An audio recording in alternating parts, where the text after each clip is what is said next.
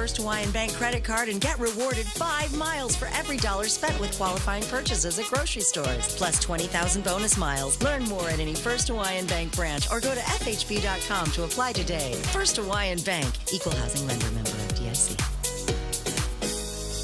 One of America's top radio personalities, Jim Bohannon, brings his wit, wisdom, and natural charm to listeners on Guam. Voted one of the 100 most important radio talk show hosts in America, The Jim Bohannon Show brings listeners a unique blend of breaking news, interesting features, and informative reports on a spectrum of topics. The Jim Bohannon Show, Saturday through Monday from 6 to 9 p.m., and a Sunday morning bonus show from 6 to 9 a.m. Jim Bohannon on Guam's only news talk superstation, 93.3 The Point. The Point is KUSG, Hagåtña, Guam, 93.3 FM and 104.3 HD3. Capitol Hill police officer is dead. I'm Jack Callahan, Fox News. In a statement, the United States Capitol Police reports that Officer Brian Sicknick has died at a Washington hospital. He was injured while physically engaging with protesters Wednesday at the Capitol. He returned to his division office and collapsed. His death now being investigated by Washington, D.C. police as a possible homicide. Earlier Thursday, President Trump condemned the mob that invaded the Capitol building. To those who engaged in the acts of violence and destruction, you do not represent our country. And to those who broke the law, you will pay. The president also said his campaign vigorously pursued legal challenges to the outcome of the election to ensure the integrity of the vote, but says now is the time for healing and reconciliation. Congressional Democrats not hearing of it. Senate Minority Leader Schumer calling for the president's ouster. The quickest and most effective way to remove this president from office would be for the vice president to immediately invoke the 25th Amendment. That permits the president's removal if the vice president and a majority of the cabinet swear that he is incapable of serving. But Vice President Pence has signaled he will not invoke the 25th Amendment. House Speaker Pelosi warning the House may hold another impeachment vote. President-elect Biden announcing he has chosen to be his Attorney General, Federal Appeals Court Judge Merrick Garland. One of the most respected jurists of our time. Brilliant yet humble. Distinguished yet modest, full of character and decency. Confirmation would require Judge Garland to give up his lifetime appointment to the federal bench. He'd been nominated to the U.S. Supreme Court by President Obama, but an election year hearing was denied by the U.S. Senate. New records for all three major U.S. stock indices on Thursday. The Dow closing above 31,000 for the first time ever. America is listening to Fox News. Are you fed up with those long bank lines? Do you wish you had a bank who gave you faster service? Well, by enrolling in Bank Pacific's new mobile app, you don't even need to wait in line. But even if you do want to come down in person, we're more than happy to see your smiling face, as long as you have a mask. Because our service is so good, we don't believe in lines. Because for 66 years, we've been making sure you get the service you deserve.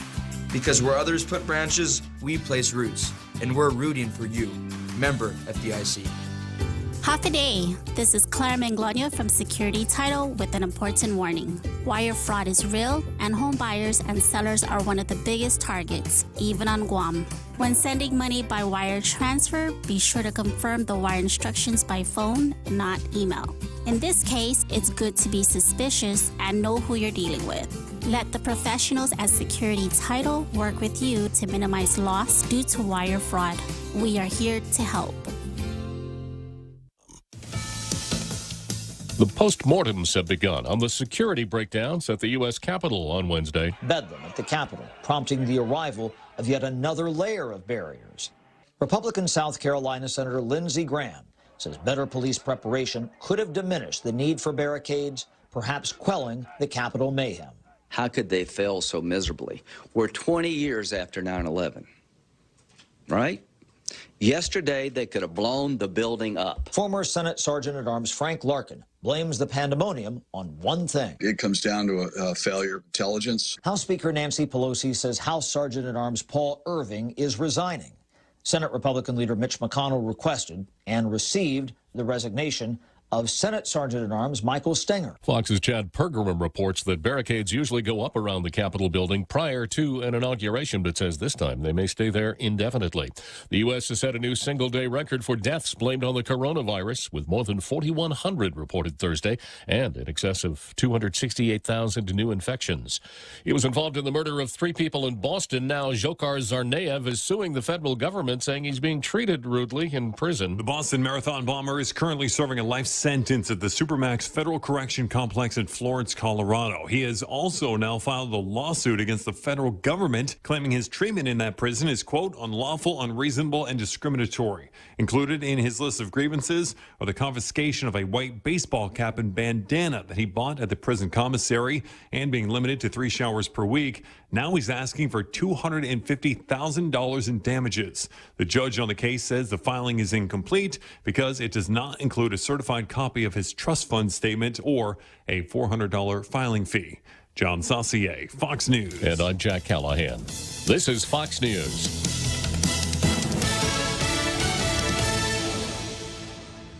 Okay, Google. Hey, Siri. Hi, Bixby. Go ahead. I'm listening. Open the Point app. Opening. Live stream, on demand, swap stations, check out the visual radio. Get the free app available on the App Store and Google Play, or go to thepoint.gu. Chili's has a dinner deal you can't miss. Enjoy a tasty appetizer, 2 bottomless Coca-Cola beverages, and 2 mouth-watering entrees, all for just $35. Treat yourself to entree options like our fall-off-the-bone baby back ribs, personal fajita with chicken, or the ultimate bacon burger. Chili's 2 for $35. Available daily from 3 p.m. to closing for patio dining or takeout. Chili's is located on the 2nd floor of the Tucumán Sands Plaza. Call 648-7377 to place your takeout order today. With Chili's, you can still savor the moment at home. When's the last time you looked at your homeowner's insurance? A homeowner's policy protects much more than just your house. It also protects you against claims from someone being hurt on your property. If a visitor is injured at your place, how much are you covered for? The smart thing to do is get the answer today. That's the Insurance Extra Point. Get out there and make something good happen today by calling Guahan Insurance Services at 475-1162 or visit us at the Camacho Landmark Center in Tamuning. $5 foot long, piled high with veggies. They're back. Any footlong is a $5 footlong when you buy one at regular price. At participating locations, Subway, eat fresh. Welcome to Tall Tales with Bob Klitzkie, the only show on talk radio where common sense is a lot more common. Phone lines are now open at 888-TALK. That's 888-8255.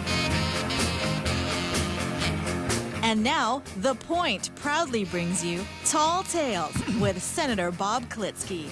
A well-regulated militia being necessary to the security of a free state, the right of the people to keep and bear arms shall not be infringed. Every day we start the program that way. I did it last year, the year before that, and I'm probably going to do it next year too, because it's a good way to start a program that is constitutionally oriented and conservative. So if that's where you're coming from, you're in the right place. If it's not where you're coming from, you're in even more so the right place, because you need to get educated and you need to get on the right side of things. So we start out Tall Tales.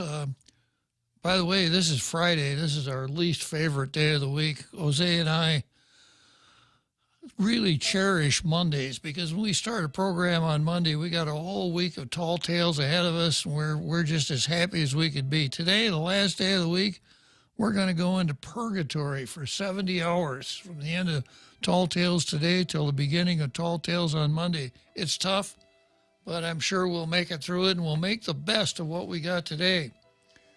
Today, I start out Zemi Iklatny once again with the Daily News. And once again, the Daily News does not run a local editorial, but, you know, the Daily News knows their people a whole lot better than I do. And, of course, the typical Daily News editorial should come from the USA Today editorial board, and it should bash Trump. In fact, if it doesn't fill those two criteria, I think the Daily News would rather run blank paper. Well, they did it today, and here we go. What we witnessed was nothing short of domestic terrorism orchestrated by Trump. Yeah, and you can pretty much imagine what the rest of it says. But, you know, when I said they know their writers better than I do, I wasn't woofing, because this is a piece by a member of the editorial board of USA Today, and her name is Suzette Hackney. Oh, boy. I couldn't have made a better choice myself. Yeah. This is like a cartoon. It really is. So just a little education here. Hackneyed, trite, hackneyed, stereotyped, threadbare, being lacking freshness that evokes attention or interest. Hackneyed stresses being worn out by overuse so as to become dull and meaningless. That's what the word hackneyed means. So the question, does the USA Today, do USA Today writers write hackneyed copy? Well, one of them certainly does. You know, you mean they've got a hackneyed writer on there on the USA Today editorial board? Yeah, her name is Suzette. And, yeah, and you can contact her at S. Hackney at USA Today. Yeah, sometimes, you know, it's almost poetic the way things fall in place like this. Hyperbole 101. Yep, a hackneyed writer at USA Today.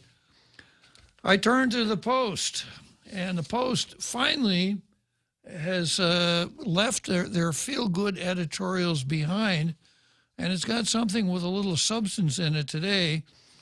Meth has spread to a community that once dealt only with alcoholism. What will it take to stop drugs at the borders? It wasn't too long ago that our fellow community members from the Federated States of Micronesia were dealing primarily with problems associated with alcohol abuse. But street-level arrests and cases in the Superior Court beginning sometime last year and continuing this year have shown a more worrisome trend. Methamphetamine abuse is growing among members of the FSM community on Guam.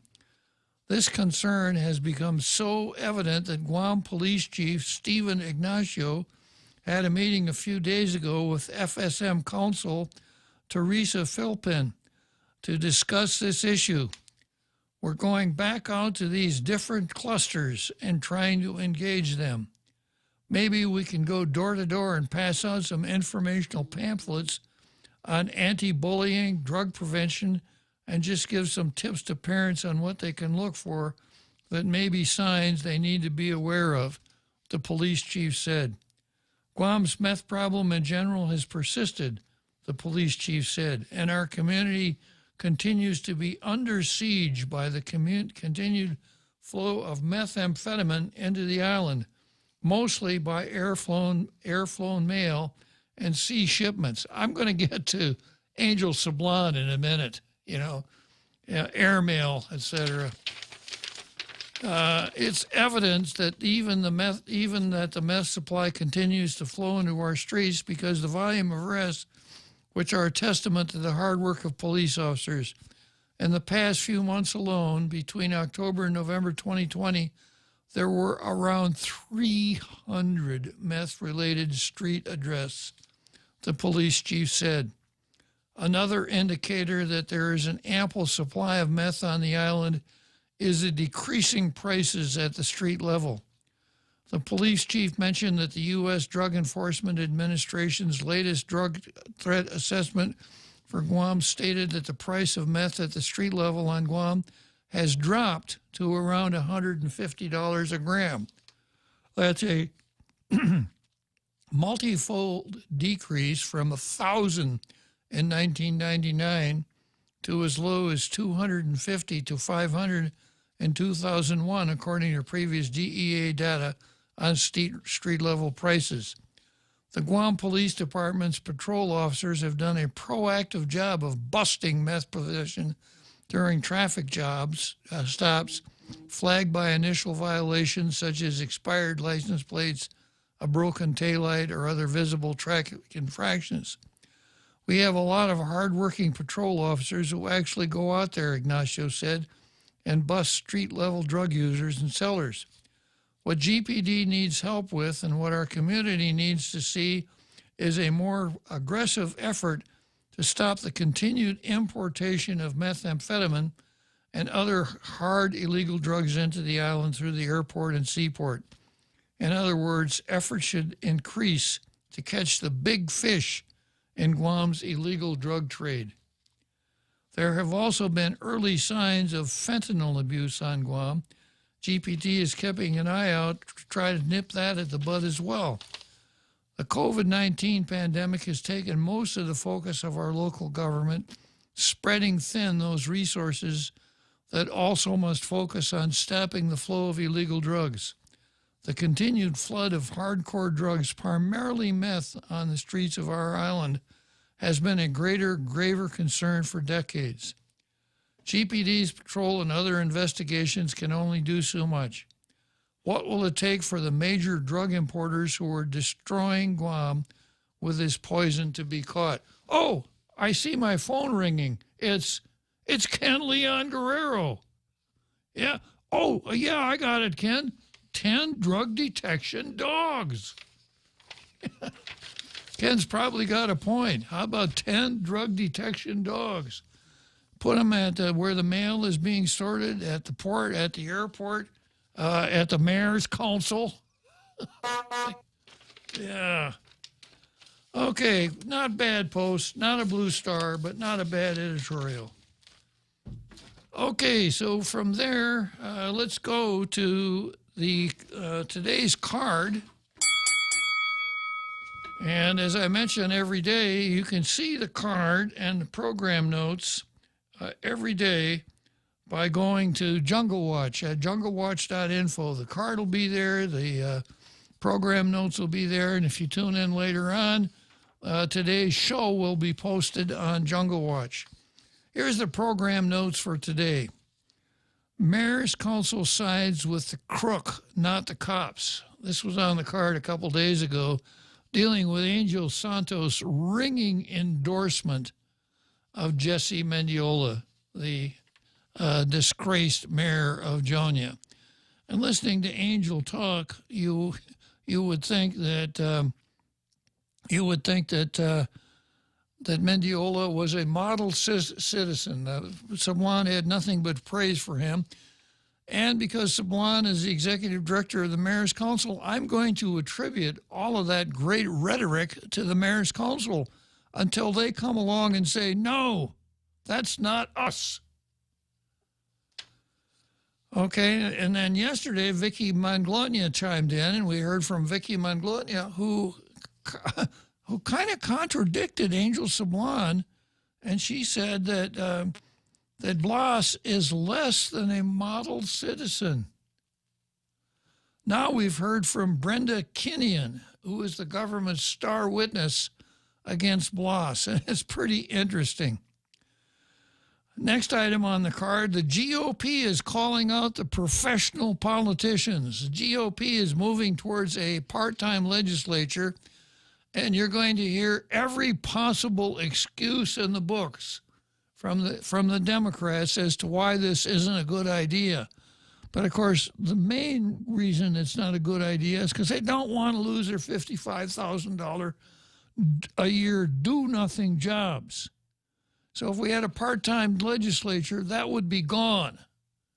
And that's the sacrifice that they're just not willing to make. So you could see that the Republicans are really going to have their work cut out for them to get this bill passed.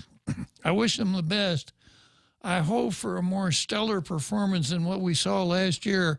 Maybe if we could persuade Jim Moylan to not introduce woke bills and concentrate on the real thing, that might help a little bit. Okay, and I've got a little bit more to say about what happened at the Capitol. And I didn't get to Dennis Prager's column. Well, I guess I did about the live and let live game. That was the Good Germans column, but I might just dust that off a little bit. And then I've got a column from a guy named Simon Black, who complimented what Prager said by explaining the new theocracy. That's pretty interesting, too. So let's start right out with the first item on the card, which is more Angel Sablon. And here's how it goes.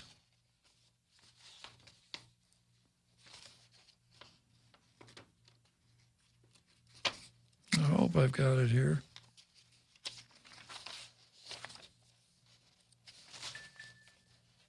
Yeah. I stapled a couple of things together that shouldn't be stapled together.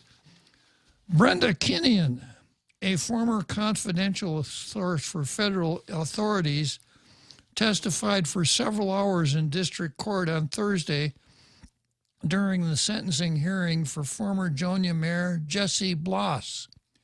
Kinnian, who has left Guam and is under federal protection, spoke via video conference. He's the mayor of Jonia on Guam, Kinnian said, when asked by the prosecution how she knew Bloss. I don't really know him so much. I was asking my landlord about him. My landlord was asking why.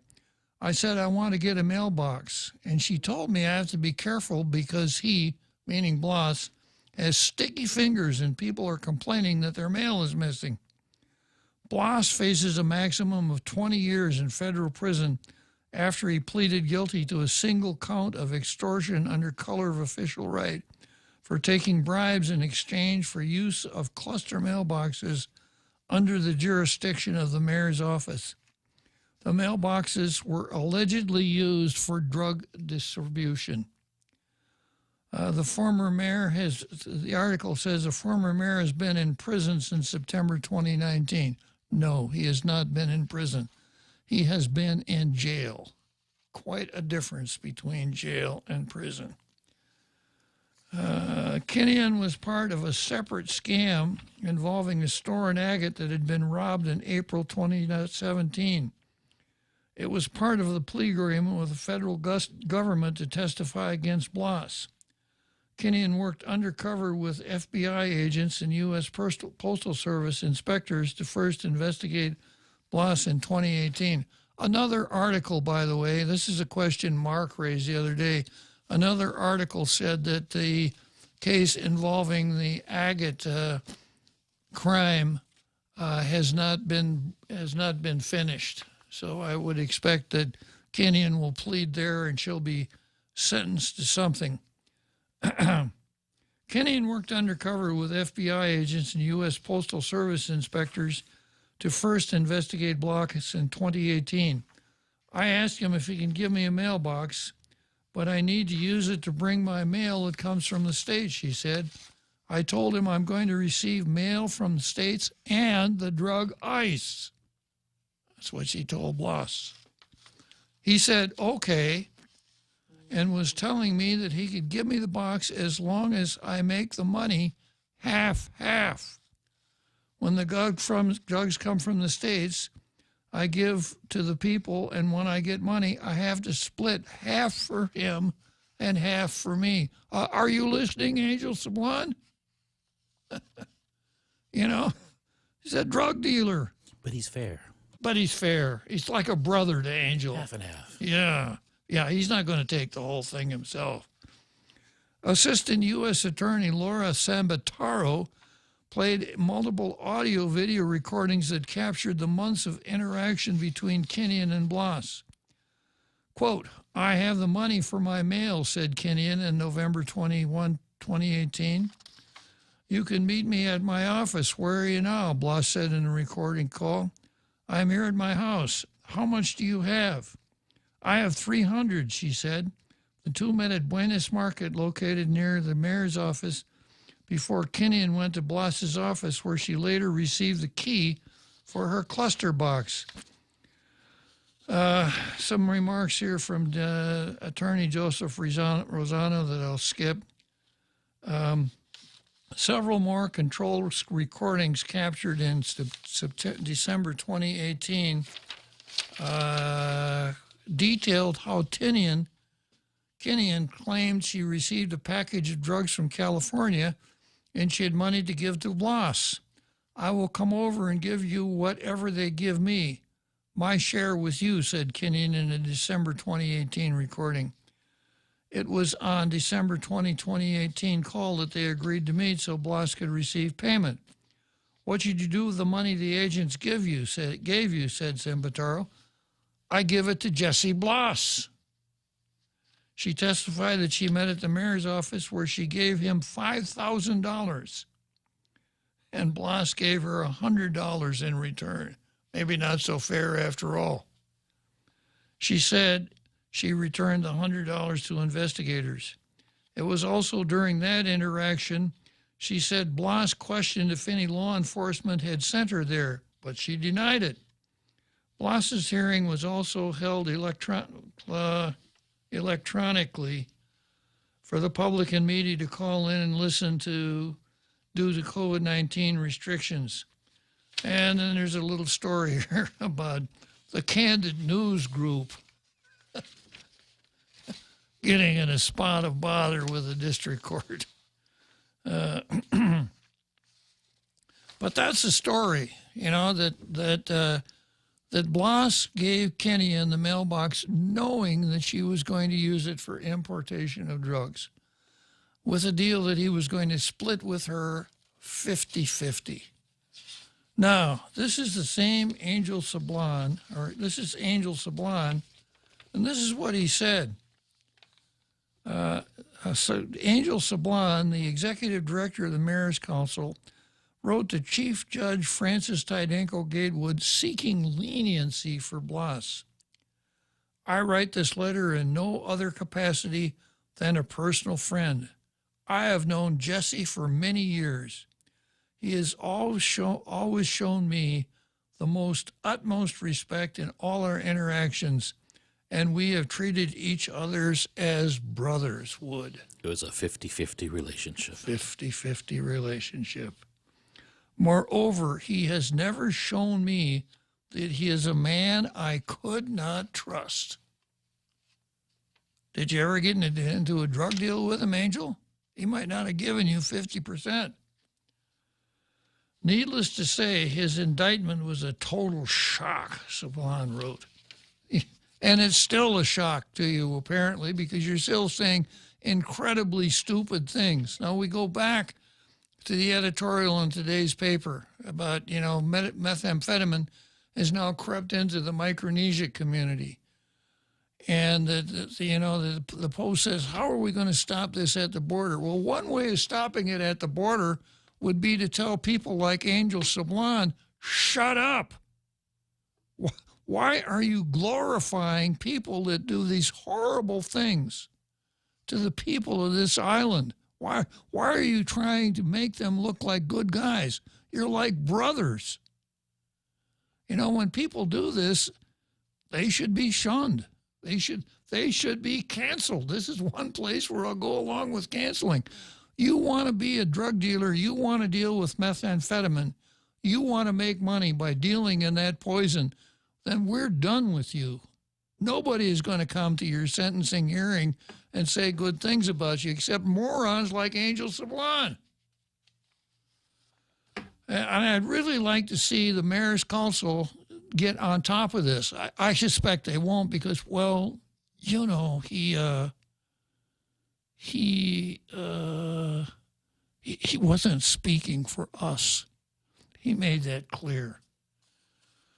A really sad day, as a matter for governmental affairs on our island. And we saw the guy dealing drugs at the little traffic booth at Public Works. Oh, yeah, that's right.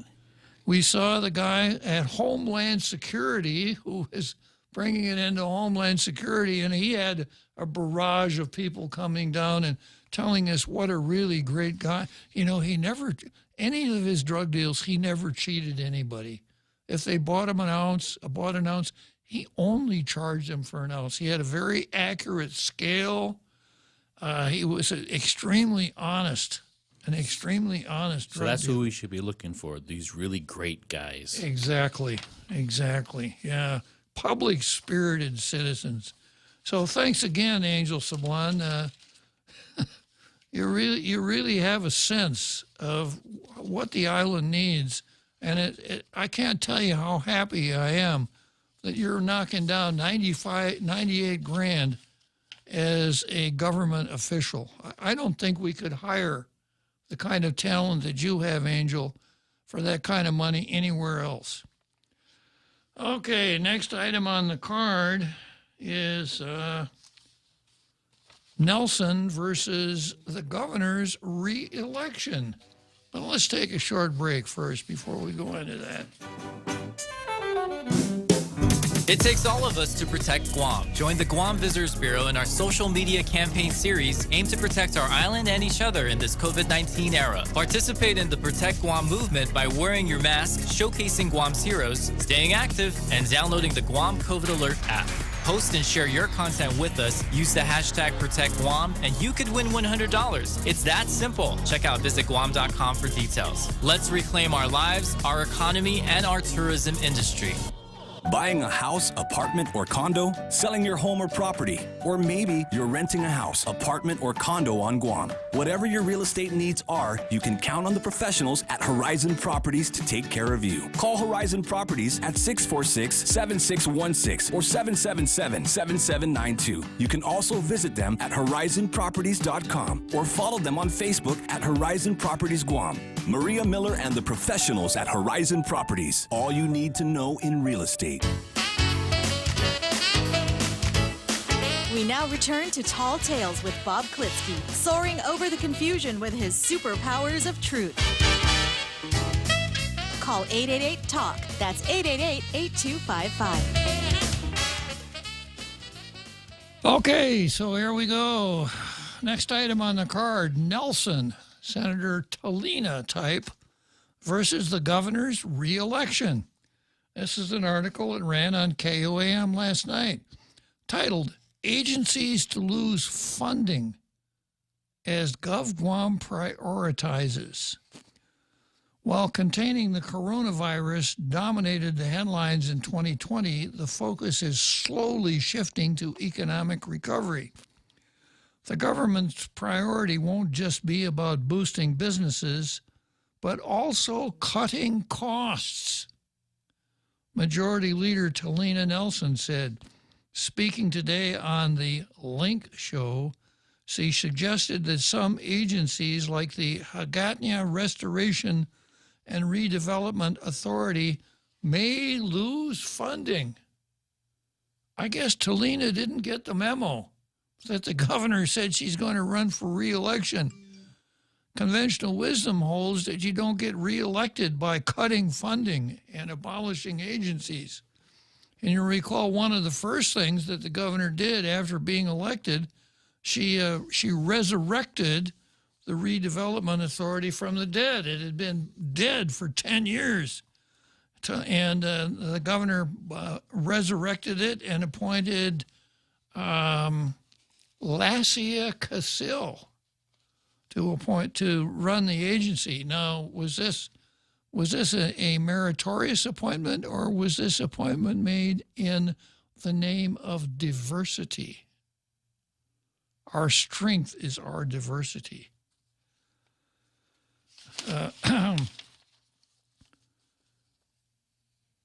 And here's a quote from Nelson. We're in this economic standstill, and it's a very, very powerful entity. I think she's talking about the Redevelopment Authority. And so we need to see what we can do to prioritize the funding elsewhere. Prioritize the funding in our hospital. Prioritize the funding and help our businesses stand back up. Prioritize our funding for education, those types of agencies, she said. The Legislative Education Committee chairperson says in the face of dwindling revenues, the government of Guam may be forced into being a lot more selective in its budget allocations. This is not re-election talk. And it's not anything that the governor has even hinted at since she was sworn in. The governor, everything's fine. We've got plenty of money. We don't have to lay anybody off. Our financial position is sound. She keeps saying that same thing. Selena said, like the speaker said, we cut over $60 million in our budget last year. And, you know, it was a very difficult pill for me to swallow because Guam Department of Education also took a hit. Now, wait a minute. Education is our #1 priority. I know that because I've heard so many politicians say it. And then Nelson goes on to tell us about the Guam Department of Education. She says, because it's about our children. Speaker Therese Terlahi said, and now we're not collecting revenues that we anticipated we could collect, and that's also very concerning for me. So not only is Nelson, but Terlahi also starting to sound like fiscally responsible people. The article goes on to say Nelson was not clear about whether to eliminate the redevelopment authority or cut back on its funding. Very interesting. If you want my 2 cents worth, I'd be more than happy to give you my 2 cents worth on that one. Okay, so that brings us to the end of that item. Next item on the card is Ethics Commission versus Efficiency, but Frenchie, as usual, has a tremendous sense of timing, and he wants to talk about former Mayor Blas. And perhaps we can work Angel Santos into that, Angel Sablan into that conversation also. Good afternoon, Frenchie. Good afternoon, Barbara. How are you? I'm doing great. Okay. Yeah, the Blast story is always fascinating. Everybody covers each other's behind. You can understand well, Mr. Blast pleaded guilty in a deal with the feds, right? Yes. Yeah, so which means that they dropped some of the other things they were going to charge him with, which was as long as my arm. And they agreed to give him the deal on that one, which we are now watching, and all those people trying to cover up for him. It's very interesting because of this connection to Senator Pedro Terlahi, who was his patron for many years. Pedro Terlahi came out and said that he was framed. You remember that? Yeah, I remember that. Yeah. And then, of course, he was very close to Pedro's son, who was a lieutenant in the police department, if I'm not mistaken, right? Or the DOC or something like that. Hey, Frenchie. Frenchie. We're getting a distorted sound. Maybe you could move a little bit, or. Let me see. How is that? Is it better? Much better, yeah. Mm-hmm. Okay, so yeah, so you had that, and then you also the fact that they had parties at his house where you had a lot of the marshals from the court that were there. And what's very interesting is that if you look back, and of course journalists are either lazy or complicit with all those people. Who was in charge of the marshal at the time at the courthouse? Wasn't that Frank Leon Guerrero? I thought that was our lieutenant governor. Well, the lieutenant governor was administrative director of the court, but never in charge of the marshals. Yeah. Oh, I see. So, but I find all those little things quite disturbing, and then the fact that they dropped the charges of kidnapping because that lady that testified actually had been kidnapped against her will. She was forced into sexual relations with some of those policemen that were there. And I'm surprised that none of those policemen were indicted after all those revelations. And some of them still have their job. But it's probably because it's a personal matter. A personnel matter, yeah. So they can't talk about it. Well, so they cannot talk. Yesterday's news kind of suggested moving in that direction because they said Kinian still had some more grand jury testimony to go. So there may be more indictments and there may be more coming of this. And then I took a peek at Troy's website, which is always way ahead of everybody else. And I suspect it's at least $50 ahead of everybody else. So So I expect I'll have something to talk about on Monday concerning Angel Sablon's favorite folks, right? Yeah. It's absolutely mind-boggling that those people have no shame writing letters like this, basically capitalizing on their official position in order to advocate for leniency for people that have done very bad things, especially since they were entrusted with the administration of the city. I mean, it's just mind-boggling. They don't see it. They're totally tone deaf. Exactly. Either that or they're extremely arrogant. It's either or. Mm-hmm. They're either extremely arrogant or totally tone deaf to the reality of things. So that was one thing. The other thing, of course, was your comment yesterday, but I was going to call you, and then I got involved with some insurance issues. So you know how nice those people can be. Mm-hmm. So I ended up not being able to call you.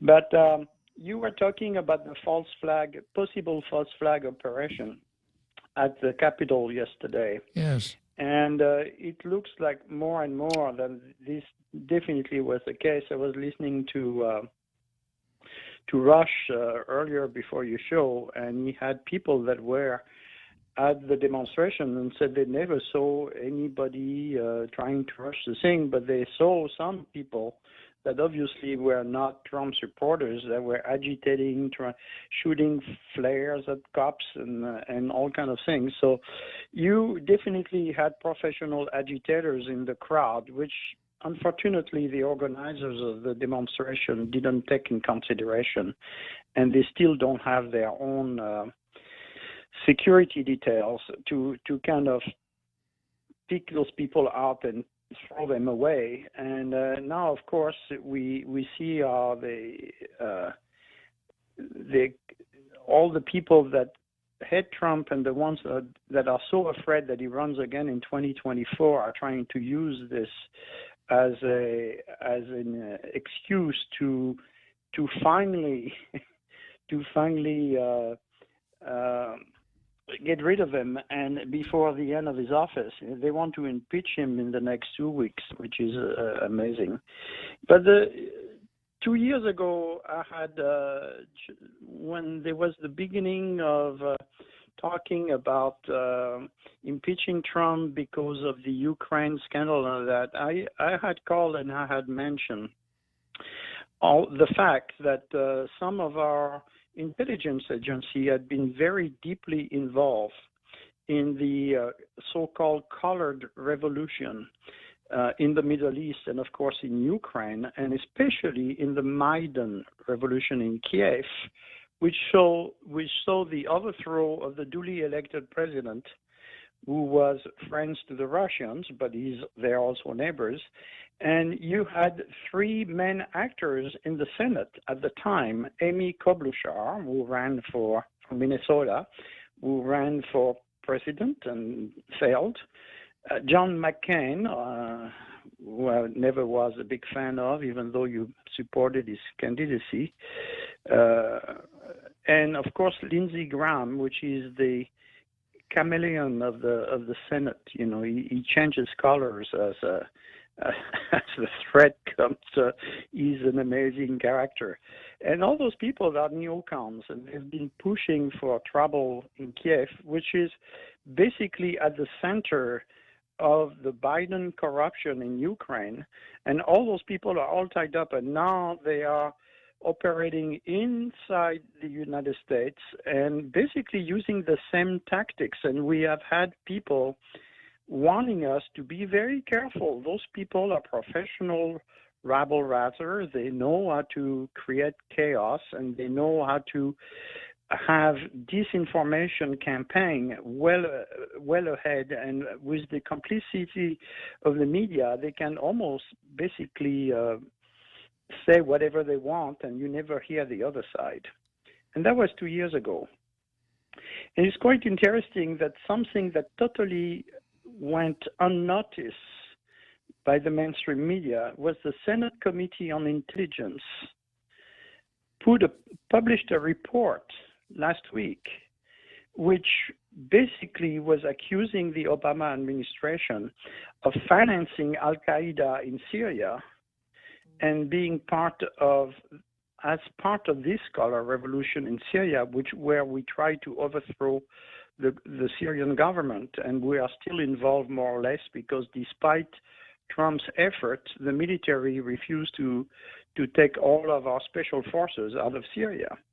So these are all the same people, the same actors, and they are the specialists of false flag.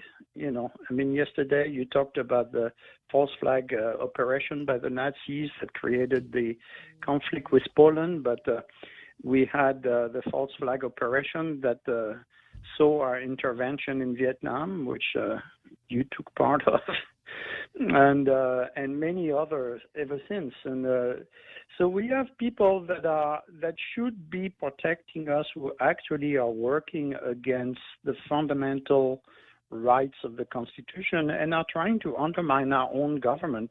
And part of the problem is that they are part of the government at many different levels, in the legislative, in the judiciary, but also in all the administrations.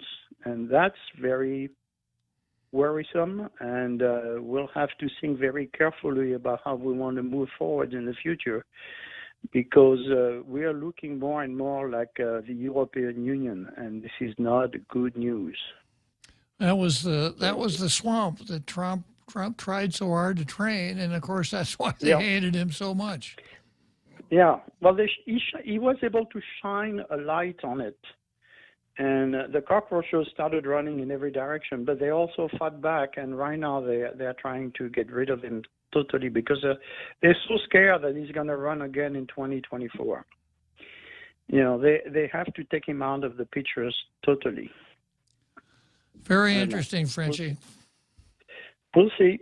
All right. Thank you very much, Bob, and have a good weekend despite not being able to be on the air. Yeah, we'll tough it out. We'll make the best of it. Thanks, Frenchie. You're welcome. Bye-bye. Okay, let's take a short break, and then I'm going to talk with our James right after the break. Rolling sound, quiet, and action. The Ray Gibson Show, starring Senator Mona Silva Tyron as the news anchor. I'm Mona Silva Tyron, and I'll have your local news every morning. Life moves pretty fast, so stay with us to stay informed right here on The Point. Also starring Jerry Roberts as the Better Business Training Guru. Get out there and do something good today, like listen to us Monday through Friday, 6 to 10 a.m., where we go extra for you. Produced by the real Joe Cruz. And your warm and intelligent host, Ray Gibson. It's the Gibson Stream of Consciousness. All the players and all the games with cameos and calls from the most interesting people like you. We'll see and hear you right here on your talk radio superstation. This is The Point. The Ray Gibson Show was filmed before a live Facebook audience. Okay, Google. Hey, Siri. Hi, Bixby. Go ahead. I'm listening. Open the Point app. Opening. Live stream, on demand, swap stations. Check out the visual radio. Get the free app available on the App Store and Google Play, or go to thepoint.gu. Tall Tales with Bob Klitzkie is brought to you by Mezcla. Mezcla Chamorro Fusion Bistro and Mezcla Dos are open for takeout and delivery services. More details, call the Hagåtña location at 479-2652 or Mezcla Dos Upper Tumon at 646-6295. Get your Mezcla fix at the comfort of your home.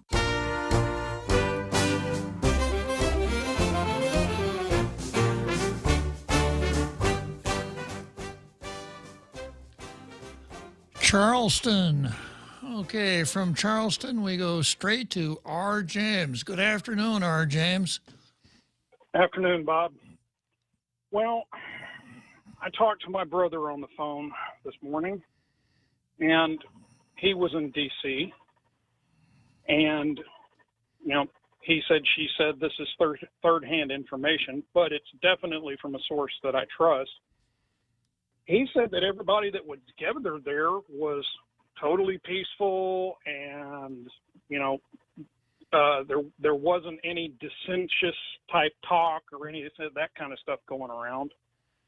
And then all of a sudden, there's this ruckus that's breaking out over at the Capitol building, and I'm not going to put out names or actual places, but my brother came from an area where there's already been some Antifa and BLM riots. And he said that they were there and he actually has recognized a person or two that were held as persons of interest for questioning. My brother's law enforcement. I used to be, he's still. And that he actually recognized some of these people. And he said he guarantees, as far as he is concerned, that, yeah, there's probably was some people that were mixed in with it, you know, caught up in the moment type thing. But he said it was totally planned and totally instigated, you know, by other parties and outside factions than just the average Republican person who wanted to show up and show support for President Trump. Now, I'm going, like I said, he said, she said, third-party information. I'm going to leave that where it's at. But everybody out there in the international listening community needs to listen very closely here. They want to bury Mr. Trump. They want to blame and divert blame. Okay, you've seen it going on since they started talking impeachment before he even took office. That is their goal.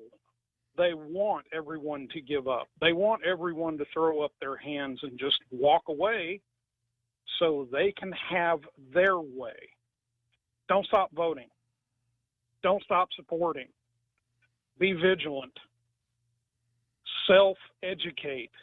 Okay, don't listen to every, you know, it's the old saying, you read the newspaper and believe, you know, pretty much everything that you see, but only about half of what you hear or read. Okay, because, ladies and gentlemen, this is the largest psychological operation in the military. We call it psychological warfare operation that have ever been mounted in the history of the United States. And it hasn't been mounted against a foreign country. Okay? I mean, we had pilots that flew across the line in World War I and dropped handwritten letters to everyone on the other side saying, hey, please think about this. Okay, that was the very beginnings of psychological warfare operations. They have gone uber high tech, and they haven't done this to another country. They've done it to us, the United States, our own people. This is the biggest PSYOPs, psychological warfare operation that's ever been mounted. And unfortunately, at this point, I have to say, I'm not going to say that they're winning, but they've got a definite leg up. Okay? Don't believe this garbage. Don't throw up your hands and walk away disgusted like some people are saying they're never going to vote again. they're totally done with politics and voting, and they're not going to do this anymore. That's what they want. That is the target, and they're hitting the target, but we've got to stay vigilant, and we've got to stop them from doing it. Because if we let them get away with it, we're done. We're finished. Okay. The old saying, Nero fiddled as he watched Rome burn. Well, some people high up in the RNC need to do some serious soul searching here. They had the opportunity to support Mr. Trump, and they chose not to.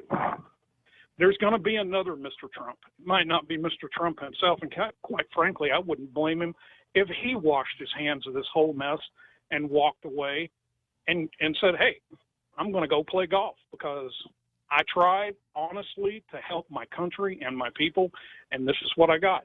I kind of wouldn't blame him if he did, but he's not a quitter, so I'm hoping that we'll continue to hear from and see Mr. Trump again in the future.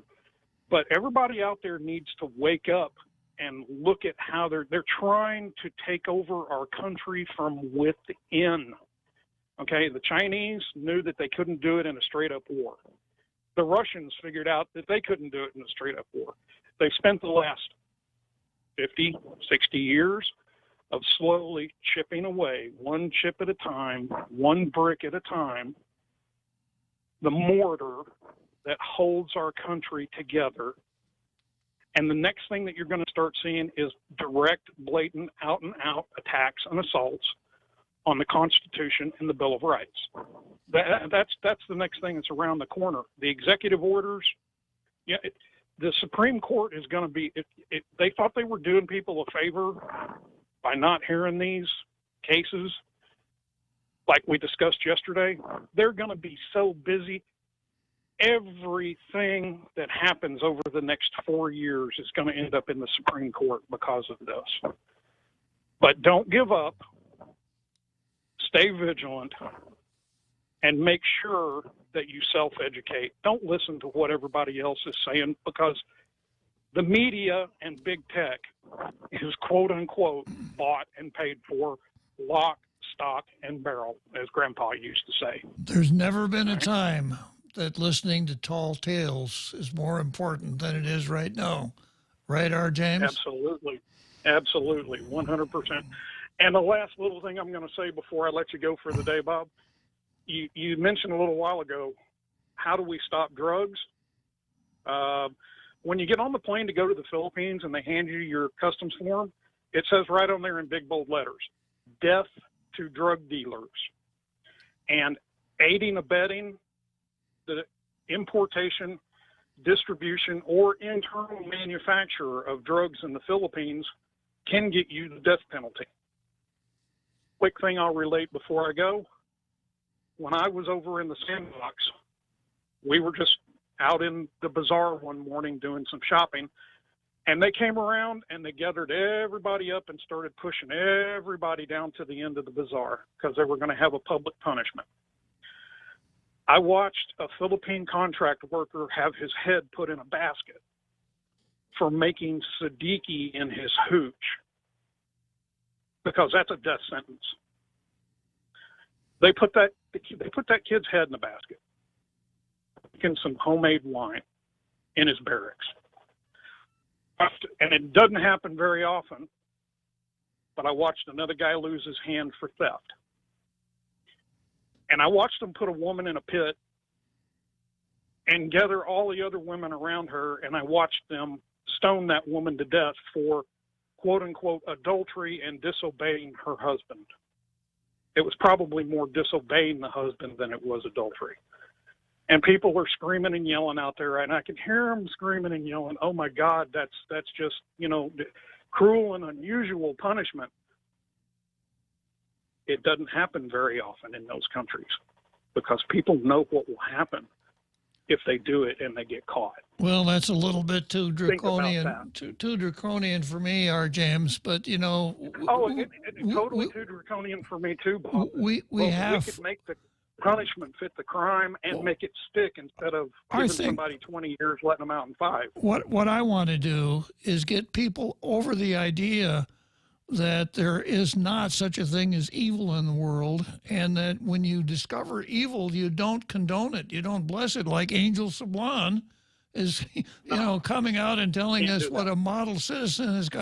In that kind of a climate, it's going to be really difficult to bring it into the whole drug business because it seems to be acceptable. Angel needs to be walking the street looking for a job with an attitude like that. Yeah. True enough. Have a good day, Bob. Okay, good talking to you, R. James. So let's see. I got about, 1 minute before the big halftime? 10 seconds. Okay, I noticed Tim was here. Tim, give us a buzz back. I really want to talk to you. Call us back as soon as we're finished with the big halftime show.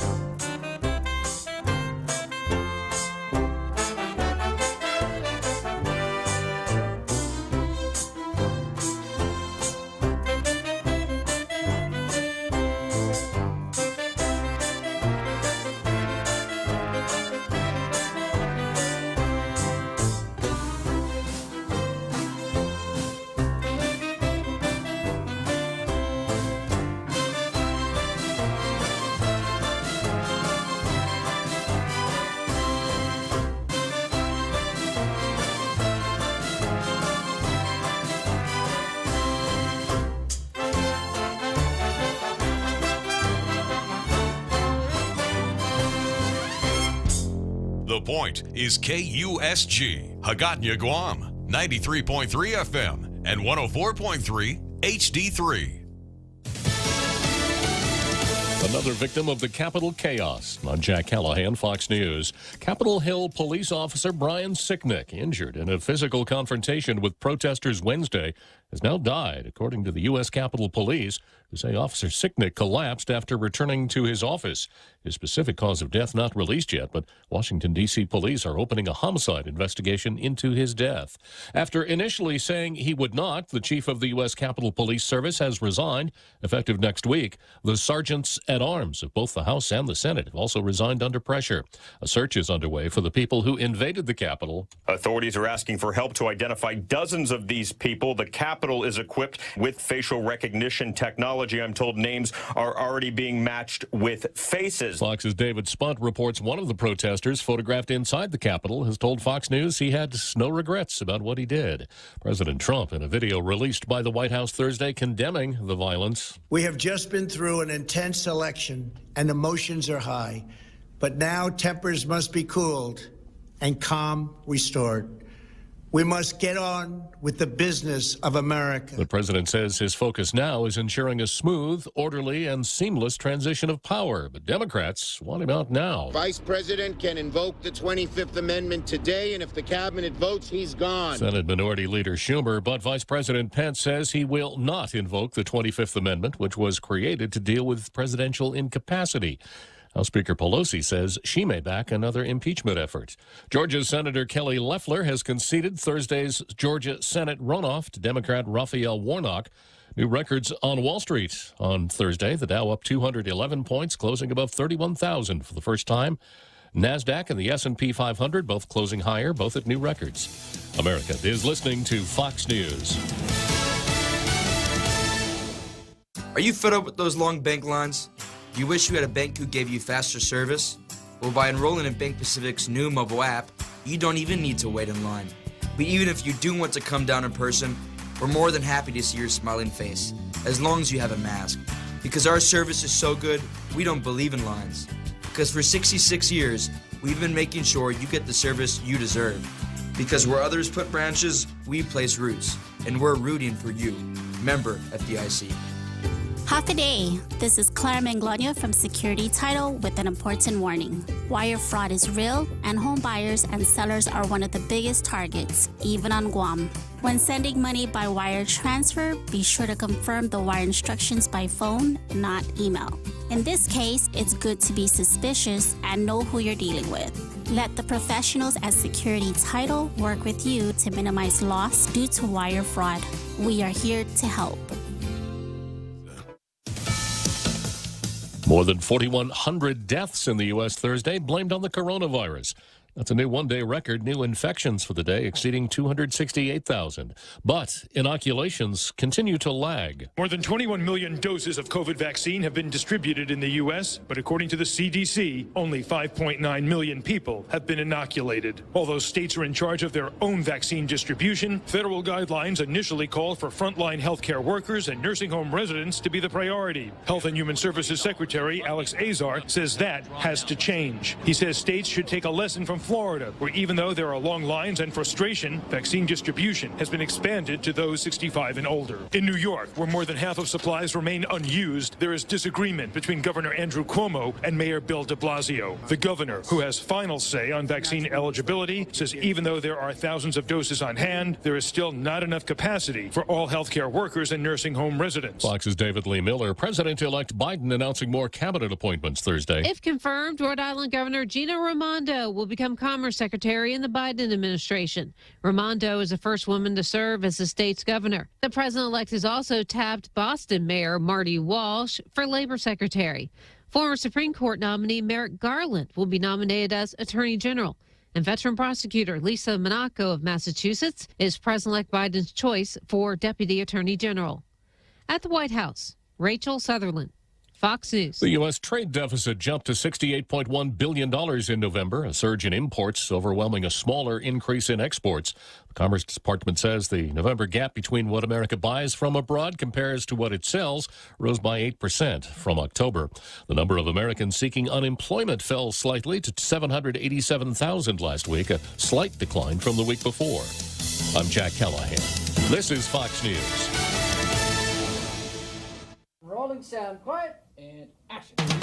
The Ray Gibson Show, starring Senator Mona Silva Tyron as the news anchor. I'm Mona Silva Tyron, and I'll have your local news every morning. Life moves pretty fast, so stay with us to stay informed right here on The Point. Also starring Jerry Roberts as the Better Business Training Guru. Get out there and do something good today, like listen to us Monday through Friday, 6 to 10 a.m., where we go extra for you. Produced by the real Joe Cruz. And your warm and intelligent host, Ray Gibson. It's the Gibson Stream of Consciousness. All the players and all the games with cameos and calls from the most interesting people like you. We'll see and hear you right here on your talk radio superstation. This is The Point. The Ray Gibson Show was filmed before a live Facebook audience.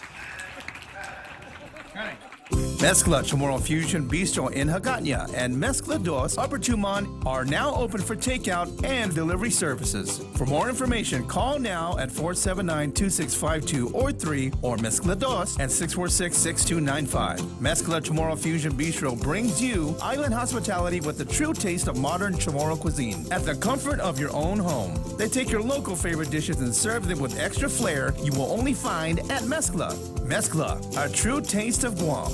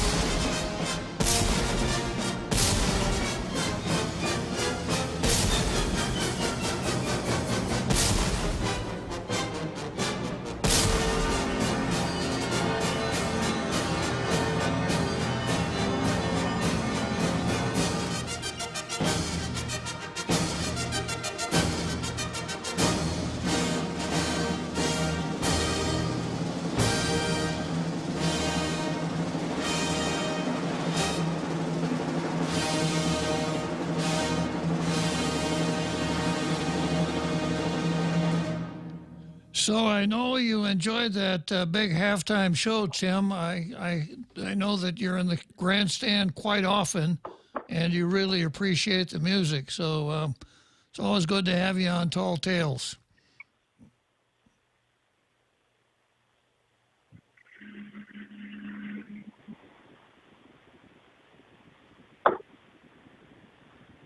Strange. Your voice is changing, Tim. I'm sorry, Bob. Just as somebody was trying to break through our call here. Oh. Well, I'm not surprised. Yeah, we just got to wonder, was it BLM, Antifa, the Chinese communists? Yeah. Actually, it was another real estate agent offering me a $2 million deal, but you're more important than that at this point. So let me address what I called for. Okay. Listening to a Tchaikovsky every day at 5 o'clock is a real thrill for me for a personal reason. I May the 16th, 1981, I performed my senior piano recital at Loyola Marymount University in Los Angeles. I did not perform a Tchaikovsky piece, but I did perform a piece by another Russian, pre-communism, Sergei Rachmaninoff, a prelude in C-sharp minor. And anybody that knows the name Rachmaninoff will bow in respect, anyway, to Rachmaninoff, and including me. But anyway, I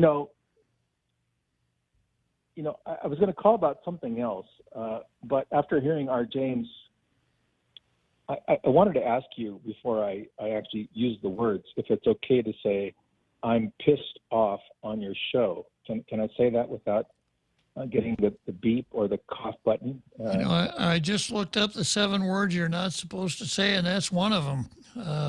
Okay. Well, I'm pissed off. I was looking through the comments on your Facebook feed while I was waiting, and I'm looking at the comments, and the comments in your Facebook feed. This is not to discredit any of your callers, and I want them to continue to call. But the comments in your Facebook feed are, quite brave, because their name is on it, and I don't know if any of your callers actually make comments on your Facebook feed, because they're able to make comments under a name, quote unquote, our Fred, our James, whatever, not that they're trying to hide anything. I'm not saying that. It's just that, let me throw this out. Okay. All of you guys who call into, Bob's show, and all of you guys who aren't courageous enough to call into Bob's show or even make comments, and at the risk of self-promotion, you need to do something other than to call into Bob's show and expect Bob to do something. That's what it sounds like to me. Bob, can you do something for us? All of this stuff is just like, bitching and complaining, and well, Bob, we need to do this and we need to do that. Where the hell are you? Let me tell you something that all of you can do if you're listening to me. And I already have enough enemies, so I'm not even worried about making more. But everybody can go. Almost everybody that calls in or makes a comment has a Facebook freaking page, and every one of you can actually link Bob's show on your own personal Facebook page, so it can be multiplied exponentially, 100, 1,000, 100,000 times out into the ether, where people can hear it. And if you learn how to use the technology, you can actually isolate, your own comments on that show at a certain time frame, so people can hear them, and you can make comments about it. Otherwise, everything you say on Bob's show disappears as soon as you say it. It's useless. It's worthless. That's why the other guys win, So the other thing you can do, if you are courageous enough and at the risk of sounding self-promoting, is that, I post Bob's program notes, and his card, and his show every day on junglewatch.info. And if you're too cowardly to use your own real name to make comments, you can actually post comments there under anonymous and say everything that you want. You know, the fact is that the other guys are winning because they're not afraid, and we are. You know, and I'm pissed off beyond my ability to maintain. So I should just quiet down about this. But you know, here we are. We're sitting in the middle of the end. This is the middle of the end, beginning of the end. It really is, because all the guys on our side want to use, fake names, and they want to call into talk shows, and they want to, vent, whatever, but they're not willing to go out there and get killed, and to get crucified, and to get I was just listening to a really interesting a sermon actually, about when Henry VIII declared himself to be the head of the Church of England, and one of the first people that he had hung, drawn, and quartered, if anybody knows what that really means, is a monastic community that had a monastery not far from London. And when Henry VIII put out his edict that he was the head of the church, and anybody that did not submit to that, there's going to be consequences. These monks said no. We're going to stand for Rome. We're going to stand for Jesus Christ. We're going to stand for the Holy Catholic Church. And they were hung, drawn, and quartered. 19 of them, one of the very first. And Henry thought that if he did this to the monks, that he could turn the rest of England's Catholics. But the fact that these men died so bravely in such a cruel death, I mean, crucifixion is probably the only thing that surpasses being hung, drawn, and quartered. And ultimately, Henry lost. But it was because of brave men. And I don't know, do we have any brave men? We have people. Well, so what I really called about was, if nothing else, we need to put together or derive a new lexicon. Instead of saying, Frenchie's one of my heroes and one of my best friends, but I heard him use the word worrisome. I know Frenchie's he's a gentleman, so he's a gentleman. We're way beyond worrisome. We have people who hate us, and we need to name the enemy. You can't win the war if you're a coward and you fail to name the enemy. These are really bad people. They hate us. This is not about Trump. They hate us. And this is not worrisome. This is war. And anyway, so I don't know where to start, but we can start on Bob Klitzkie's show.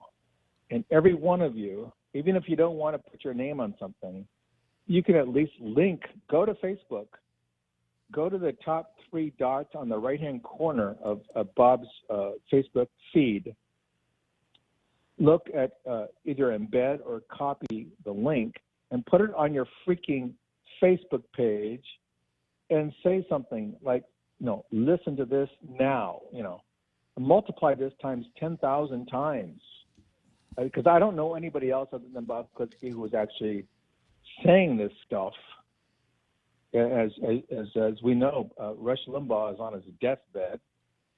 And who are we calling up between 4 and 6 o'clock on Guam, and thinking that we can do anything?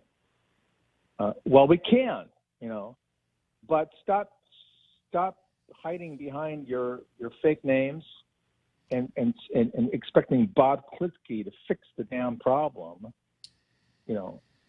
Copy, share, embed, post, link, engage, get out there and do battle. I can fix Yeah, most of the problems, Tim, but I could always use a little bit more help. Count on me, Bob. Okay, Tim. Thanks a lot. Mm-hmm. All right. Well, I understand the reluctance of people to come forward and say what actually needs to be said. I do it every day. I've done it all my life. I'm going to continue for whatever life I have left. I would like to find more people that want to come out and say what needs to be said. Now, I've alluded to this before, but we went through this with the Catholic Church. And there was a lot that needed to be said, and a lot of people knew what needed to be said. But, and they would always have really good reasons for not saying what needed to be said. And that's what Tim is saying. And, we're not in a position where we're going to be able to arm ourselves and go into combat, but we are in a position where we're fighting a war of words. And there are some people that are pretty good with words that hang around tall tales here.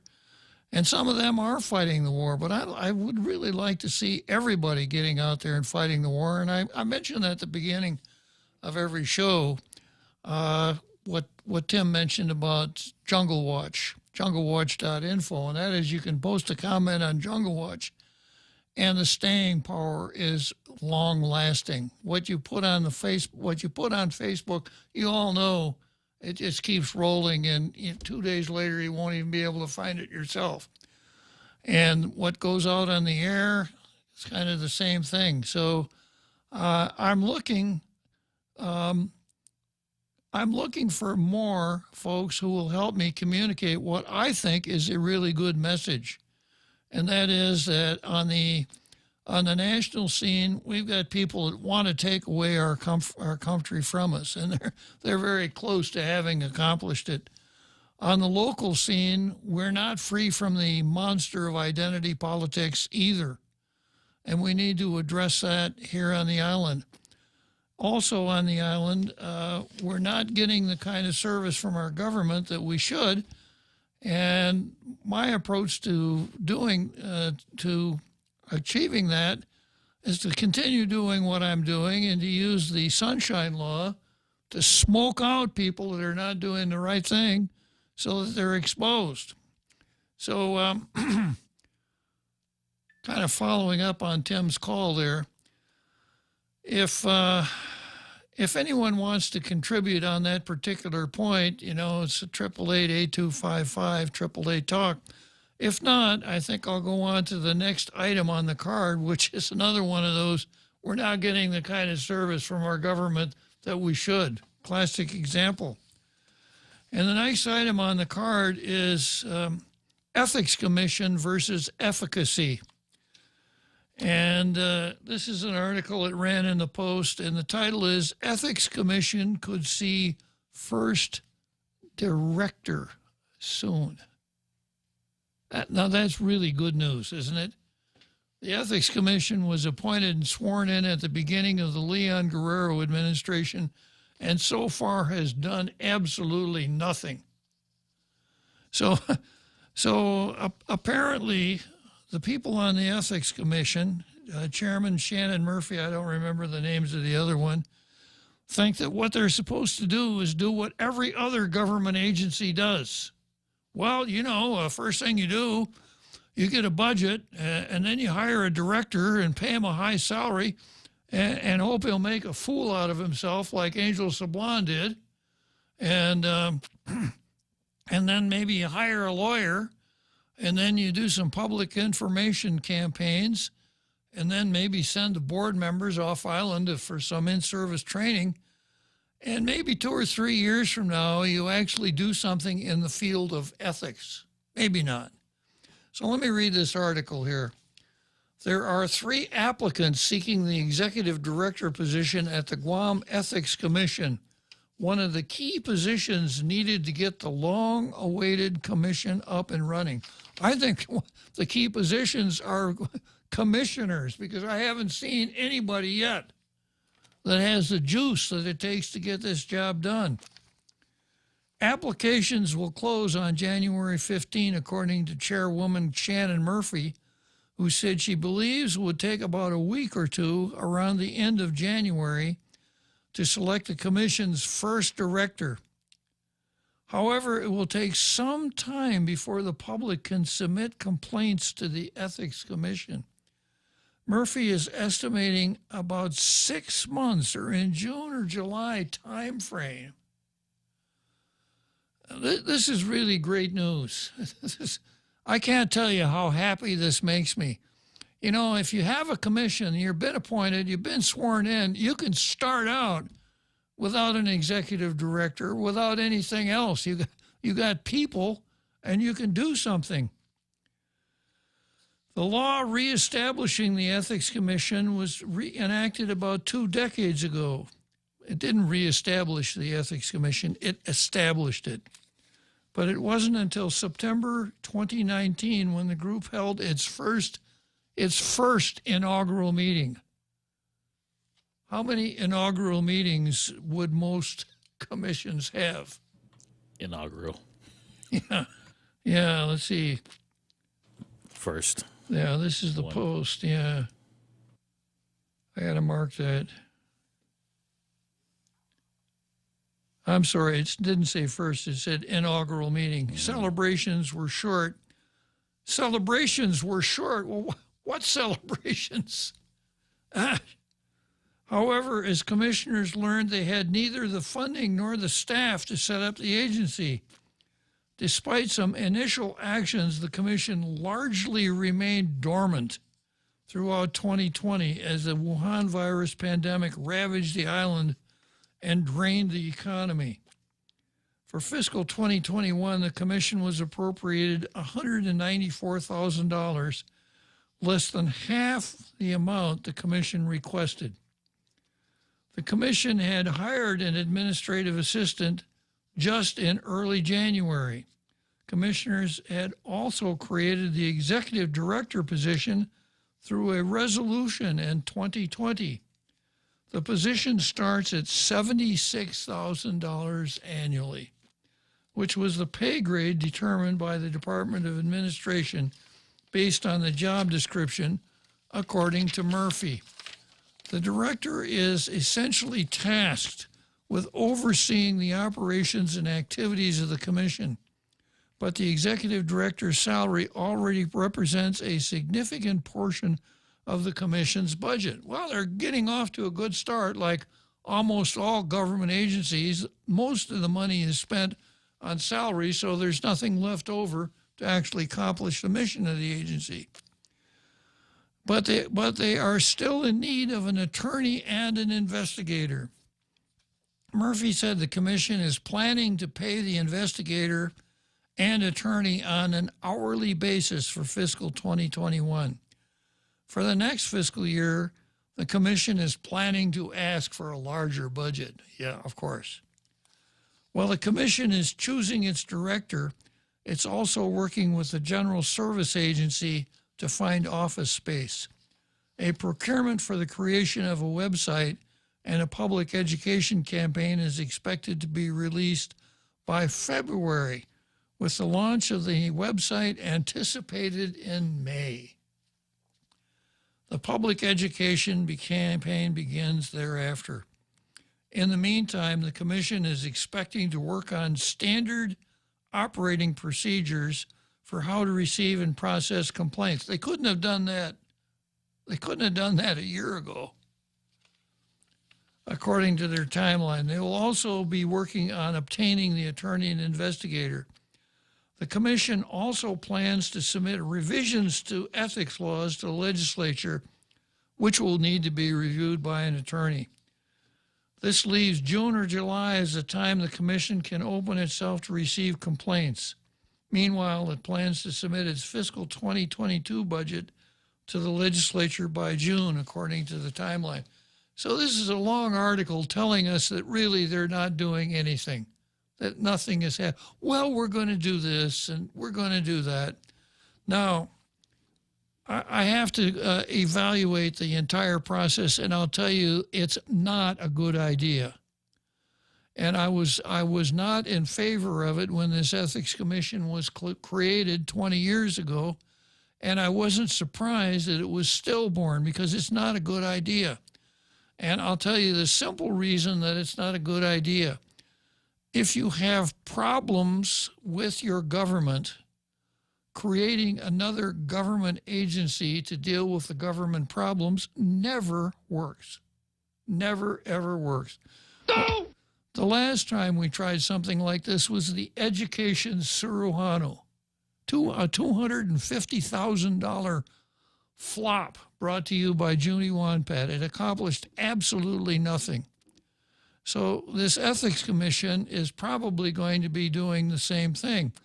Now, if you're going to have a paid executive director and 5 amateurs on your staff who probably know nothing about ethics, and, I suspect that if any one of them were told what I said, what do you mean? I don't know. I'm an ethical person. Well, that doesn't what really get it for you. It's like it's a sort of a quasi-law undertaking. You got to really know what you're doing if you're going to deal with ethical problems, or you're not going to be effective. So you're going to have 5 amateurs there and this professional staffer who's going to pretty much play those commissioners, like well-tuned violins. So who they choose to be that executive director is basically going to be the Ethics Commission. Now, here's something that really caps off my argument. This was published in the Post also. It's resolution number 1 from the Guam Ethics Commission. And it says, the members of the Ethics Commission hereby resolve to create a new job position for the Ethics Commission Executive Director. In doing so, the Commission agrees to adopt the pay grade recommended by the Department of Administration. So the department is recommending. The position is in the unclassified service of the executive branch. The executive director is recommended by the Ethics Commission, appointed by the governor with the advice and consent of the legislature. That's what their resolution says. Now, if they had taken the time to go to Chapter 15 of Title 4 of the Government Code, this is what they would find out about their executive director. There's one section in their organic law that talks about employees.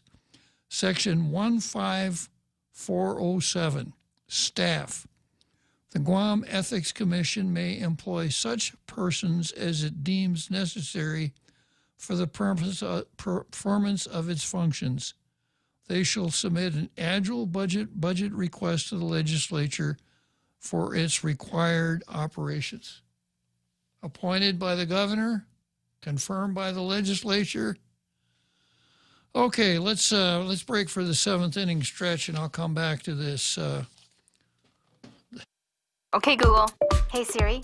Hi, Bixby. Go ahead. I'm listening. Open the Point app. Opening. Live stream, on demand, swap stations. Check out the visual radio. Get the free app available on the App Store and Google Play, or go to thepoint.gu.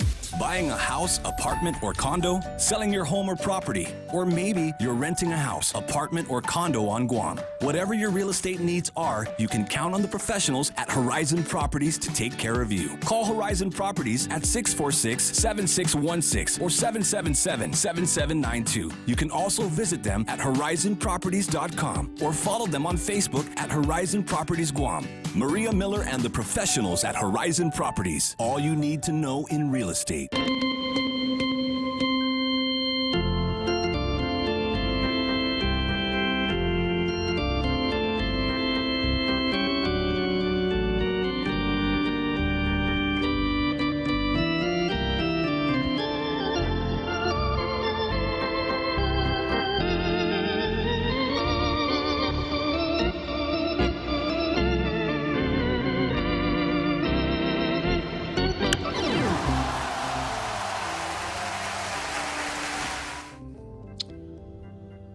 So here we are, seventh inning stretch, Wrigley Field, Chicago, and I zip from Wrigley Field straight back to the historic studios of The Point on Marine Corps Drive in Upper Tumum. And I go back to evaluating the Ethics Commission. It's a dumb law, and I'm afraid that the people who have been appointed to it are in way over their heads. Now, there are two ways to look at this idea that they've come out with a resolution saying appointed by the governor with the advice and consent of the legislature. If you're dealing with ethics, the ethical performance of employees of the government of Guam, the last thing you want is to have to be reliant on the governor for anything. You want to keep as much distance as you can from the governor. If the governor invites you to a cocktail party, you should have some boilerplate that you send to her and say, thanks, but no thanks. I'm on the Ethics Commission. I don't do stuff like that. Because if the governor were to appoint, then the governor is going to have a string on you. And if the legislature is to confirm, it's even worse. And, of course, that's not the law. Whoever drafted the law probably had enough sense not to include that. So where did this come from? Is it just, well, that must be the way it is because, that's how directors are chosen? Or was it, the governor has to appoint because, she's the governor? Or we don't want to overstep our bounds and cause the governor to be disappointed with us because, after all, she's the one who appointed us. So I look forward to nothing but a disaster here. So far, the Ethics Commission has been a zero. And I look forward to it. Not that I look forward to it. I see in the future it's going to go from zero to a pretty large size minus 15 or so as it actually starts to do something. Most of what it's going to be doing is probably going to be wrong.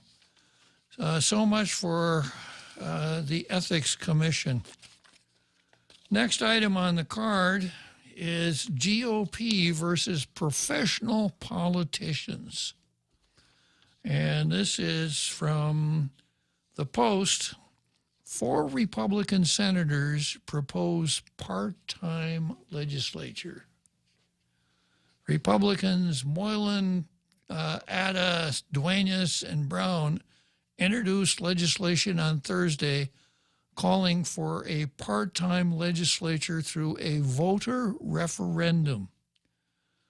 Bill 15-36 proposes to place on the 2022 general election ballot a voter referendum question on reforming the Guam legislature. If enacted, the Citizens Legislative Reform Act would allow Guam to mirror a legislative structure incorporated by 40 state legislatures. The measure would provide some savings to taxpayers while continuing to preserve the role of the legislative branch of the government, the senators stated in a joint release. 15-36 creates a centralized legislative bureau which would provide support and resources to elected senators. It converts senatorial salaries to stipends and sets 30-day sessions twice a year to address not only Organic Act mandates, but the work of the people. Nothing prevents part-time senators from holding public hearings or meetings with constituents or their authority to promote checks and balances or hold the executive branch accountable, senators stated. A part-time legislature would attract more candidates from various sectors of the community. Now, this is a time to say, we've got to look for diversity here, Our strength is our diversity. As one would not have to leave their career or situation to represent their peers, senators stated. Whether one is an educator, a medical professional, a student, or a stay-at-home parent, A citizens' legislature would bring an array of representatives entrusted with the authority to promote policies to benefit the community, they contended. Bill 15-36 was introduced exactly a year after Moylan introduced 265-35 in the 35th Guam legislature. The measure proposed to enact the Citizens Legislative Reform Act of 2020, or a part-time legislature. Bill 265-35 was referred to the appropriate committee 2 months later, and a public hearing was never held. The difference with the measure is that it allows the voters of Guam to decide whether they would support a part-time legislature versus just senators. The new bill's authors have simply stated, the legislation directs the focus of public service from one of optics to one of policy. That when it comes to your senators, it is the person and not their title which determines the amount of effort they chose to bring to the table. The authors further express that Bill 15-36 opens up opportunities for many citizens to consider public service without leaving their careers. It widens the field of expertise that is brought to the legislative table and reduces the politics in the process. Further, it enhances checks and balances, accountability, and promotes the theory of quality versus quantity when it comes to policy making. The senators stated they are excited about allowing the community the opportunity to participate in this process, particularly one which could create monumental change to the island's government. This is a really good idea. And there's a lot of explanation that's required here. I think I can probably finish it by the end of the program. But this is a bill. This is about 15 pages of bill. And it's Bill 15. It's about the same as the bill that Moylan introduced last time. It bears a striking similarity to a bill that was introduced in the 28th Guam legislature. Yeah, just a coincidence, I'm sure. Yeah. And it's very comprehensive. Under the bill, senators are no longer government employees. They are senators. Senators don't need to be government employees. They don't need all of the trappings that go with being employees. They just need to do three things: pass budgets, enact laws, confirm executive appointments. And I know that the guy over there is saying, oh, yeah, but they got other things to do, too. Like they got to go to the dead, which I suspect for some senators takes up more of their time than actually sitting in the session hall. In fact, there's this old apocryphal story about the senator who pulls up in front of the church, and there's a little boy playing out in the yard in front of the church. The senator rolls down his window and hollers at the boy, "Hey, boy, Hadzi Matai." So that has become kind of part and parcel of the office. We're paying too much money for professional funeral goers. Not that I have anything against going to funerals, but people should do it on their own dime. So the legislature, and if this bill became law, there would be a research and service bureau. There would be lawyers and others in the Research and Service Bureau that could put together well-drafted legislation, committee reports, and the other papers that, in effect, are the product that the factory called the legislature makes. The legislature would be in session twice a year, 30 days at a crack, beginning January and July, which is more than enough time for them to enact proper legislation. Now, I know somebody's saying, Well, yeah, but what about checks and balances? Well, nothing stops a senator from issuing press releases at any time of the year, which is what most of them do when they're not in session anyhow. You remember, if we ever needed a good argument for a part-time legislature, it was the last legislature, the 35th, that hardly went into session at all during one of the worst emergencies this territory has ever faced. And what it did, it enacted silly bills like putting signs on the beach telling people, careful, you might drown in the water. So it's a real common sense bill. It's going to cost us a lot less, but I think the most important function of this bill is it will attract a different breed of cat to legislative service. We've seen so many people who made a career out of the Ray Tenorio, classic example, career politicians that want to stay in the legislature no matter what because they don't think they'll ever find a $55,000 a year job that'll be less demanding than the one they've got. There are some that are in the legislature because they like the money and because they really think they should be princes or princesses, but we don't elect princes or princesses. A senator is the next best thing, so they run for that. We don't have, just regular, ordinary, common people that have occupations and lives outside the political spectrum. So if you look at the traffic between the legislature and the executive branch, it's a relatively small cadre of people that inhabit those legislative seats. And I think we would be much better served if we were drawing from the whole community instead of that small group of people that can afford to brush aside their regular jobs, if they have regular jobs, and go to the legislature for term after term. Most folks don't want to do that. They don't want to give up their careers to become career politicians. So I see that as a real strength of the citizens' legislature that these guys are proposing. I'm going to break here. We're going to go down the home stretch, and I'm going to ask our Fred to ride with me down the home stretch.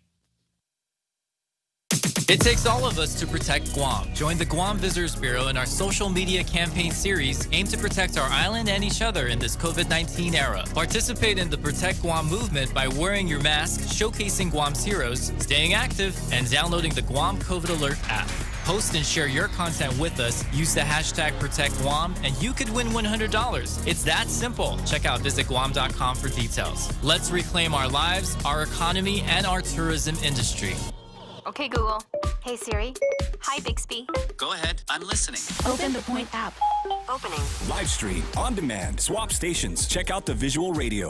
Get the free app available on the App Store and Google Play, or go to thepoint.gu.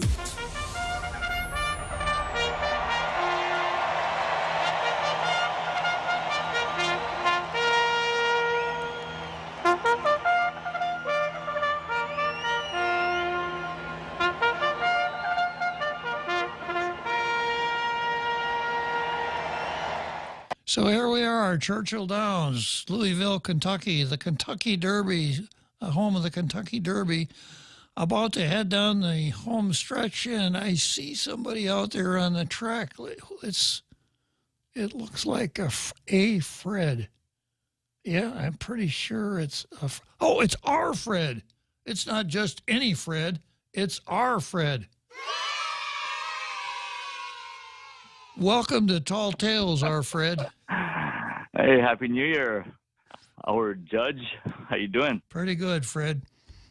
Yeah, I know we only have a short minute, and I want you to reflect on this. You're talking about career politicians, and they love the money they're making and so forth.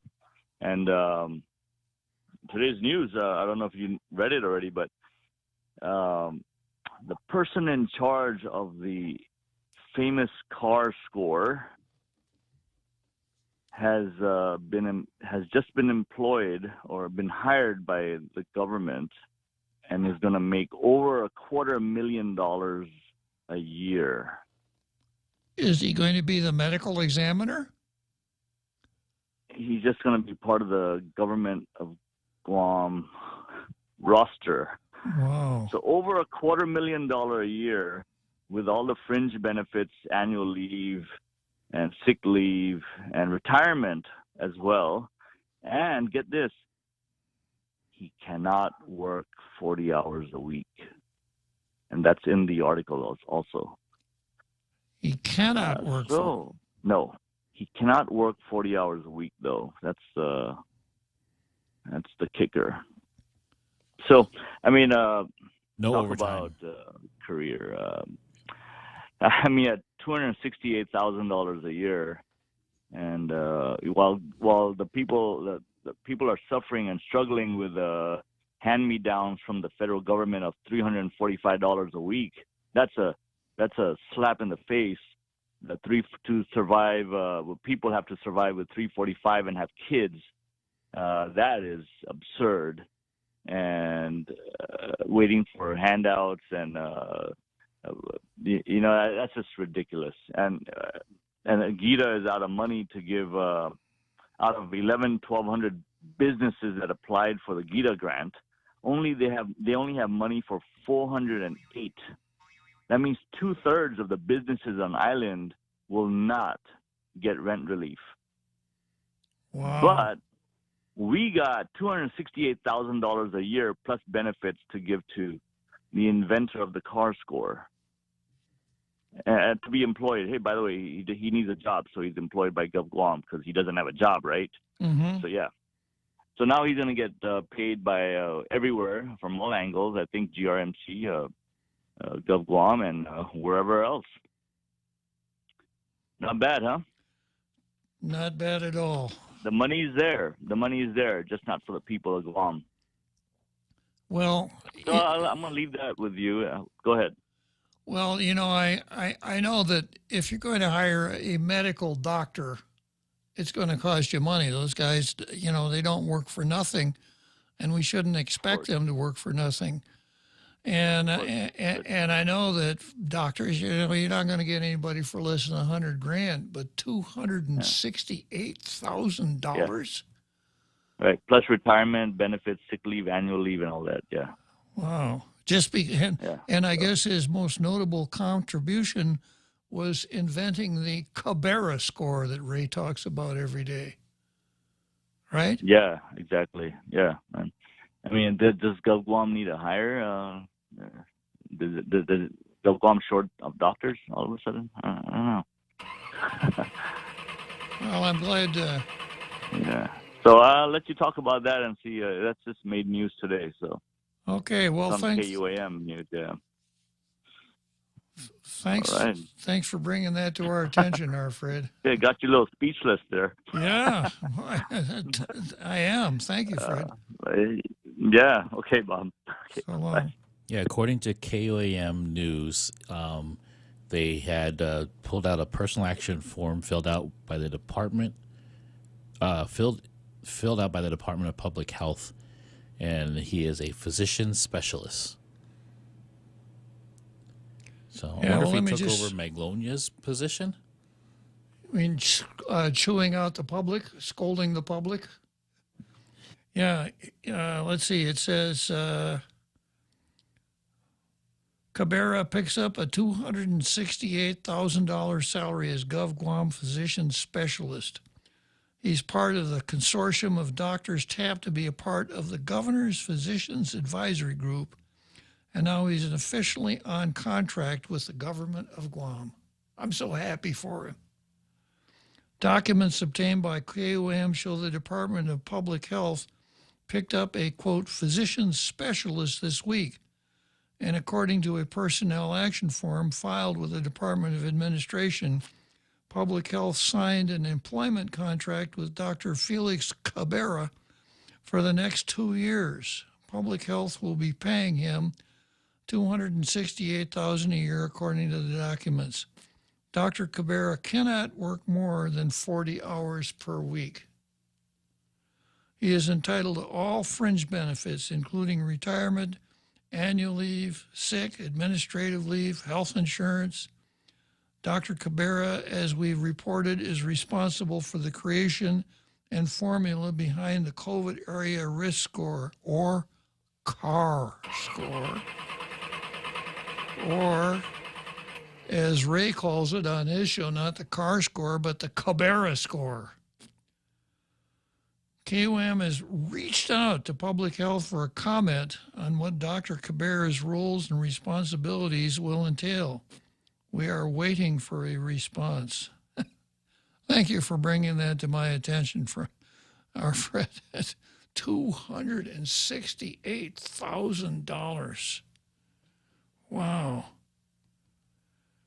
Well, to be fair, 260,000 of that will be going to medical school tuition. Yeah. You know, I've got to do a little work here over the weekend to find out what we pay most doctors. But I suspect that most doctors working for the government of Guam would be under $150,000. That's my curbstone opinion of how much we're paying doctors. The only time I'd ever heard of a figure this large was for our last medical examiner that we were paying only $250,000 for. Yeah. Oh, interesting. Yeah. But, you know, with all due respect to Dr. Cabrera, a medical examiner is hard to come by. It isn't everybody that's qualified to be a medical examiner. It's not only the MD, but it's, you know, residents and a lot of specialty training and things like that. I'm just really curious what makes Dr. Cabrera worth $268,000. Wow. Okay, well, I got about 5 more minutes to go. I'm obviously going to pick this up on Monday. I think I said pretty much enough about professional politicians, except here's one more thing I want to leave you with as far as professional politicians are concerned.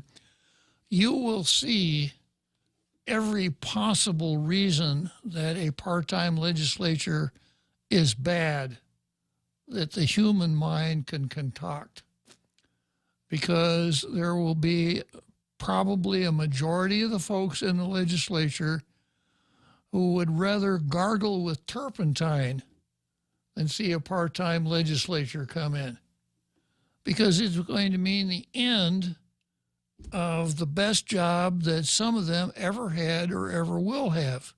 Why would they're probably thinking, what's wrong with these guys, with Moylan, Duenas, and Brown?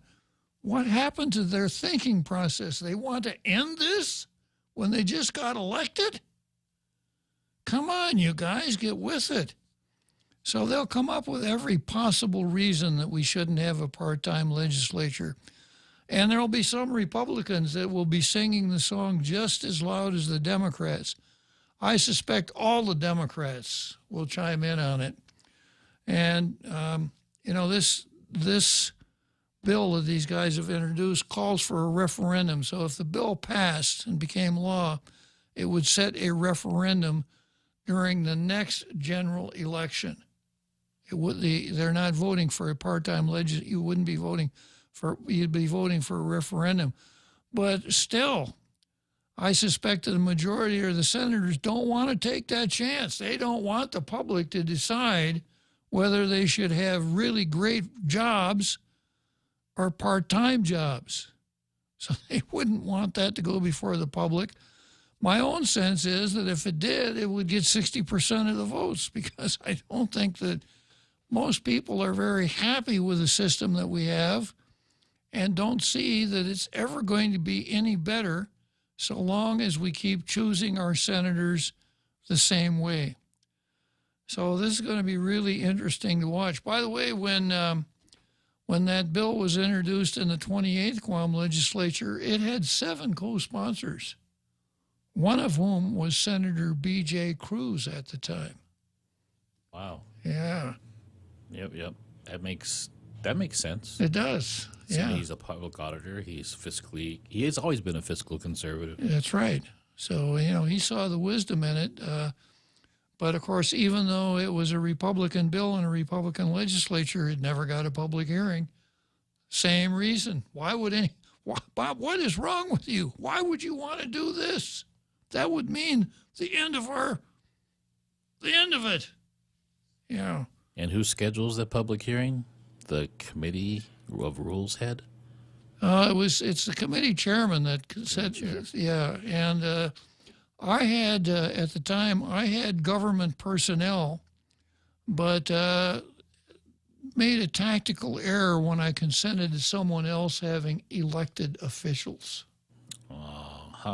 Yeah, which is, of course, where the real action is. So that was then, this is now, but I want to get behind Moylan and Ada and Duenas and Brown's bill here and push this as hard as I can. If you're really interested in improving our government, this is the way to do it.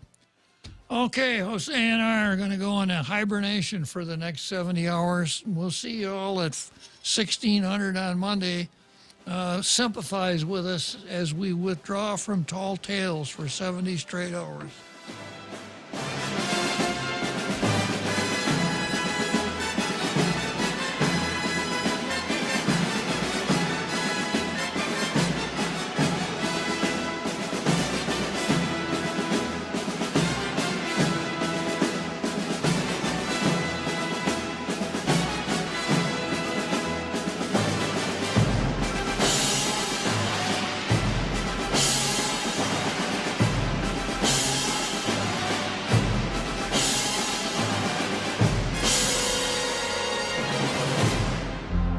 The Point is KUSG, Hagåtña, Guam, 93.3 FM and 104.3 HD3.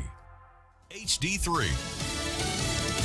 Another death from the riot at the Capitol building. I'm Jack Callahan, Fox News. A law enforcement officer injured Wednesday has now died. Capitol Hill police in Washington reporting that the department has lost a fellow officer as a result of Wednesday's riots at the U.S. Capitol building.